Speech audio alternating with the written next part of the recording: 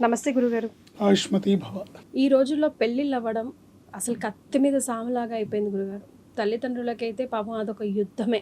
పెళ్ళి చూసే ముందు పెళ్లి చూపులు, రకరకాల జాతకాల వేరియేషన్లు, అయిష్టాలు, ఇది ఇరువురు వారి ఎక్స్పెక్టేషన్స్ అన్నీ రీచ్ అయ్యి పెళ్లి పీటల వరకు వచ్చి పెళ్ళి అయిపోయి 2వ 3వ రోజు వరకు కూడా అరచేతిలో ప్రాణం పెట్టుకున్న చందాగా నడుస్తున్నాయి ఈ రోజుల్లో పెళ్ళిళ్ళంతా. ఆ తర్వాత వారాలు దినాలు సంవత్సరాలు గడుస్తున్న కొద్దీ అదొక రకమైన టెన్షన్ లాగానే పోతుంది. పొద్దులేస్తే అమ్మ అంత బాగుందా, అంత ఓకేనా, ఓకే ఈరోజు అమ్మయ్య గడిచింది అన్నట్టుగా నడుస్తున్నాయి గురుగారు చాలా వరకు పెళ్ళిళ్ళు. ఇందులో ఏమాత్రం ఎగ్జాజరేషన్ లేనే లేదు. మరి ఎందుకు అలా జరుగుతున్నాయి? అసలు పెళ్ళిళ్ళు సమయానికి అంటే కళ్యాణం వచ్చినా కక్కొచ్చినా ఆగదు అంటారు. అంటే దానికి నిర్దిష్టమైన సమయం అంటూ ఒకటి ఉంది, పెద్దలు నిశ్చయించింది. అది తప్పడం వల్ల ఇలా జరుగుతుందా? ఇలా పెళ్ళిళ్ళు ఆలస్యం అవుతున్నాయి, అన్నీ ఉన్నా కూడా ఎందుకో ఏదో ఆగిపోతున్నట్టుగా అనిపిస్తూ ఉంటుంది. అంటే నోటి దాకా వచ్చి అంతా అయిపోయింది ఓకే అనుకున్నా, ముహూర్తాలు పెట్టుకునేసరికి క్యాన్సిల్ అయిపోయింది అంటూ ఉంటారు. పాపం అలా బాధపడే వాళ్ళు కూడా చాలా మంది ఉన్నారు. ఎందుకు ఇలా జరుగుతుంది? ఎందుకు ఇలా జరుగుతుందంటే దీనికి అనేక రకాల రీజన్స్ ఉన్నాయి. అందులో మనం ఒక్కోటి సంక్షిప్తంగా టచ్ చేస్తూ వెళ్తాం.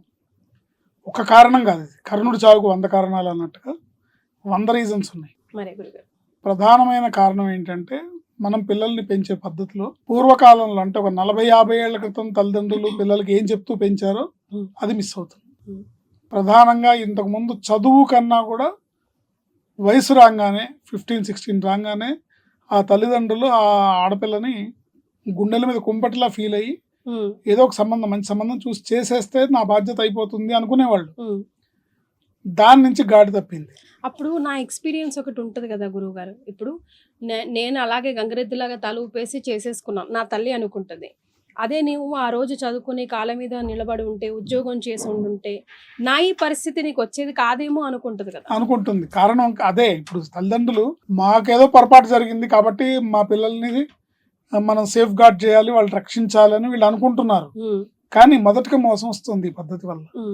ఏదైనా కూడా బ్యాక్ టు బేసిక్స్ అని మన పెద్దవాళ్ళు ఆచరించిన విధానం ఏదుందో అదే కరెక్ట్. ఫైనల్ గా అదే కరెక్ట్. ఎందుకంటే చూడండి, పాత రోజులే వస్తున్నాయి అనిపిస్తుంది ఒక్కొక్కసారి. రావాలమ్మా, వస్తేనే సుఖశాంతులతో ఉంటారు. లేకపోతే ఏమవుతుందంటే చూడండి, కరవమంటే కప్ప కోపం, విడవమంటే పాము కోపం అన్నట్టు అయిపోతుంది. దీంట్లో నేను ఆడపిల్లలు వాళ్ళ స్వశక్తిగా వాళ్ళ కాళ్ళ మీద వాళ్ళు నిలబడకూడదని నేను చెప్పట్లా. కానీ ఆ ఆలోచన వల్ల ఏం జరిగింది, ఆడపిల్లలకి ఆర్థిక స్వతంత్రం వచ్చింది. చదువుకోవటం, మంచి సాఫ్ట్వేర్ జాబులు, పుష్కలంగా డబ్బులు.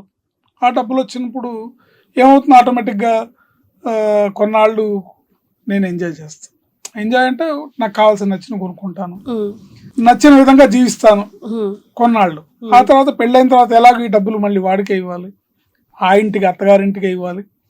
కొన్నాళ్ళు ఐ విల్ ఫీల్ దట్ నా ఎకానమీని నేను నా కంట్రోల్లో పెట్టుకుని ఎంజాయ్ చేస్తాను. అట్లా స్టార్ట్ అవుతుంది.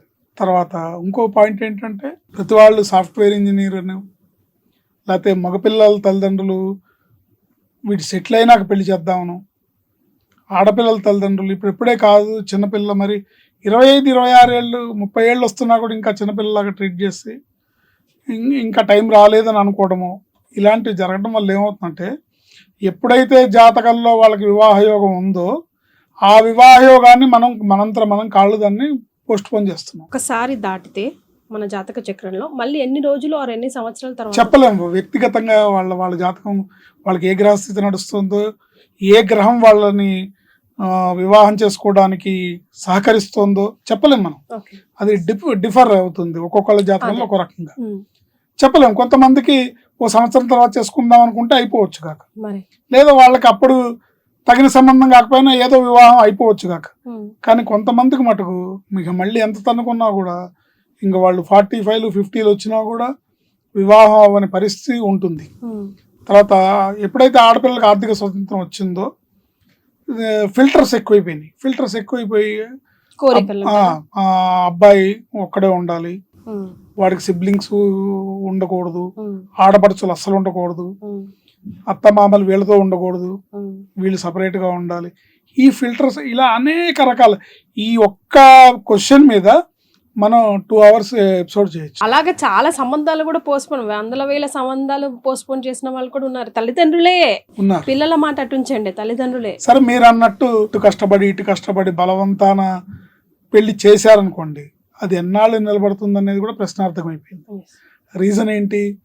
గతంలో వివాహం అయిన తర్వాత భార్యాభర్తల మధ్యలో చిన్న చిన్న స్పర్ధలు, చిన్న చిన్న కీచులాట్లు సహజం. మన జీవితం అనేది పర్మనెంట్. మనం వీఆర్ గోయింగ్ టు ట్రావెల్ ఓ 70, 75, 80 years మనం ట్రావెల్ చేయాలి, కలిసి ట్రావెల్ చేయాలి. సో ఇవన్నీ పెద్ద లెక్క కాదు అని అనుకొని పెద్ద మనసుతో సర్దుబాటు చేసుకోవాలి. పూర్వకాలంలో ఉండేదానికి రీజన్ ఏంటంటే సోషల్ మీడియా లేదు, కమ్యూనికేషన్ వ్యవస్థ లేదు.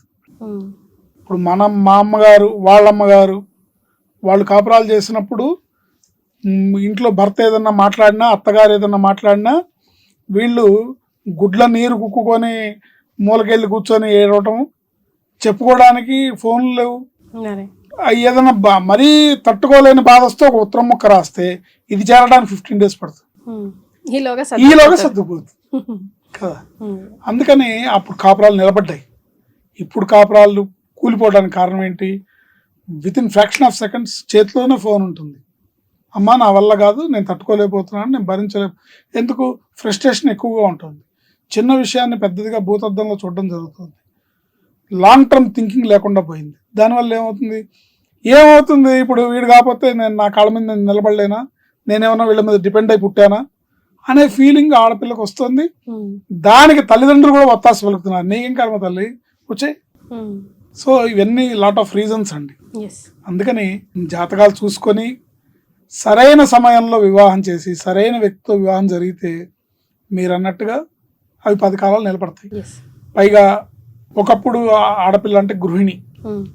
ఈ గృహిణి తన ఇంట్లో ఉండి చూసుకొని ఇల్లు వాకిళ్ళు చక్కదిద్దుకొని పిల్లలకి భర్తకి కావాల్సిన ఏర్పాట్లు చేసి దాంట్లో ఆనందం పొందేవాళ్ళు. తన ఇంట్లో తన పూజ తను చేసుకొని భర్తకి బాక్సులు కట్టి పిల్లలకి బాక్సులు బట్టి వాళ్ళు ఆఫీస్కి వెళ్ళినాక తన పని తను చేసుకొని తను ముద్ద తిని అయిపోయిన తర్వాత సాయంత్రం వాళ్ళు వచ్చే వేళకి మళ్ళీ వాళ్ళకి రాత్రిపూట భోజనాలు ఇవన్నీ ఏర్పాటు చేసి. ఇవాళ ఆడపిల్ల అందుకు సిద్ధంగా లేరు. నేను వీళ్ళ ఇంట్లో పనిచేయడానికి వచ్చానా, నేను వీళ్ళకి చాకరీ చేయడానికి వచ్చానా అనే ఫీలింగ్ ఎక్కువైపోయింది. అలాంటి కేసెస్ వస్తుంటాయి గురుగారు మీ దగ్గరికి? వస్తాయి. ఎలా మీరు పేరెంట్స్ కి సంజాయించాల్సి వస్తుందా, లేకపోతే ఆ మగపిల్ల వాళ్ళకి సంజాయించాల్సి వస్తుందా, లేకపోతే ఆ అమ్మాయిని కూర్చోబెట్టి లేదా అబ్బాయిని కూర్చోబెట్టి కౌన్సిల్ చేయాలి? ఎవరిని కూర్చోబెట్టినా ఇది విధి ఆడే వింత నాటకం కాబట్టి మన చేతుల్లో ఉండదు. కాబట్టి కౌన్సిలింగ్ అనేది ఒక స్టేజ్ వరకే పనిచేస్తుంది. ఆ తర్వాత ఏమంటే మీరు నా ప్లేస్ లో ఉండి ఆలోచించండి, మీరు నీతులు చెప్పడానికి చెప్తున్నారు, బట్ నేనెంత ఇబ్బంది పడుతున్నానో అనే మాట అంటారు. నా సజెషన్ ఏంటంటే ఆడపిల్లకైనా మగపిల్లాడికైనా 15-16 ఏళ్ళు రాగానే వాళ్ళ జాతకం ఒకసారి చూపించి, ఒకళ్ళ కాకపోతే 10 మందికి చూపించండి. సరైన సమయం పెళ్లికి సంబంధించి మీరు లైఫ్ సెటిల్మెంట్ తోని పెళ్లికి ముడిపెట్టకండి. వీడికి ఉద్యోగం వచ్చి వీడంతా ఇల్లు కట్టుకొని ఓ ఫ్లాట్ కొనుక్కున్నాకే పెళ్లి చేసుకోవాలి, ఒక కారు ఉన్నాకే పెళ్లి చేసుకోవాలనే కండిషన్స్ పెట్టుకోకుండా యాక్చువల్గా వీడికి వివాహ యోగ్యత ఎప్పుడుంది, ఆ అమ్మాయికి వివాహ యోగ్యత ఎప్పుడుంది, ఆ టైంలో చేస్తే లైఫ్లో వాళ్ళే సంపాదించుకుంటారు. కానీ అలా ఆస్తులే ఉన్నాయి, అంతస్తులే ఉన్నాయి, బ్యాంక్ బ్యాలెన్స్ ఏంటి అనే ముందు చూసి ఆ తర్వాత గుణగణాలు ఇటు 7 తరాలు అటు 7 తరాలు మాట అటుంచండి, అక్కడ వరకు వచ్చేస్తున్నాయి కదా. ఈ తరానికే టికాణా లేదు, ఇంక 7 తరాలు ఎక్కడ చూస్తారు మరి. సో అందుకని కొంచెం మన ఆలోచన విధానం ధార్మికంగా, అంటే మనం హైందవ జీవన విధానంలో జీవించాలి. వివాహం అంటే ఈ కమిట్మెంట్, పెళ్ళంటే 100 ఏళ్ల పంట అనే ఈ కమిట్మెంట్ ఉంటే కనుక ఇలా మన జాతకం చూపించుకొని, జాతకంతో పాటుగా డేట్ ఆఫ్ బర్త్ ప్రకారం, మాది న్యూమరాలజీ కూడా, ఎస్ట్రాలజీ న్యూమరాలజీ కూడా చూస్తాము. డేట్ ఆఫ్ బర్త్ కాంబినేషన్స్ కూడా వాళ్ళ వ్యక్తిత్వాన్ని తెలియజేస్తుంది. అంటే డేట్ ఆఫ్ బర్త్ కాంబినేషన్స్ లో ఉండే నెంబర్స్, ఇతను ఒక మాట అంటే ఆ అమ్మాయి పడగలదా లేదా, ఆ అమ్మాయి దాన్ని పాజిటివ్ గా తీసుకోగలదా లేదా, లేదా అమ్మాయి ఒక మాట మాట్లాడితే ఇతను పాజిటివ్ గా తీసుకోగలదా లేదా, ఇవన్నీ కూడా తెలుస్తాయి. సో అలాంటి మైన్యూట్ ఫిల్టర్స్ కూడా చేసుకొని మనం చక్కగా అనుకూలమైన సంబంధం చేసుకుంటే 10 కాలం నిలబడుతుంది. రైట్. సో పెళ్ళిళ్ళు అవ్వలేక బాధపడుతున్న వారు, అయిన తర్వాత బాధపడుతున్న వాళ్ళు రకరకాల కారణాల వల్ల, అలాంటి వాళ్ళకి మనం ఏదైనా రెమెడీ చెప్పగలమా గురుగారు? ఏదైనా మంత్రం లాంటిదో, లేదంటే ఏదైనా పూజ లాంటిదో, తప్పకుండా అమ్మా. అంటే జెన్యున్ గా బాధపడే వాళ్ళు కూడా చాలా మంది ఉన్నారు. జెన్యున్ గా బాధపడే నాకే వాళ్ళు ఎందుకు ఇలా ఎవరు? జరుగుతుంది, ఎందుకు ఇటు ఆడపిల్ల వాళ్ళు కానీ మగ పిల్ల వాళ్ళు కానీ.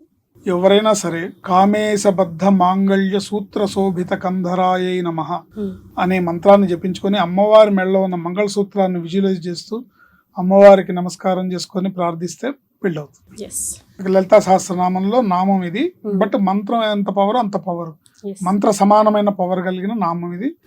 సర్వకాల సర్వావస్థల్లో సర్వులు చేసుకోవచ్చు. కామేశబద్ధ మాంగళ్య సూత్ర శోభిత కంధరాయై నమః అనే మంత్రాన్ని పెళ్లి కూతురు ఎవరైతే అమ్మాయి పెళ్లికి వివాహానికి ఉందో అమ్మాయి చేసుకోవచ్చు, తల్లిదండ్రులు చేయొచ్చు.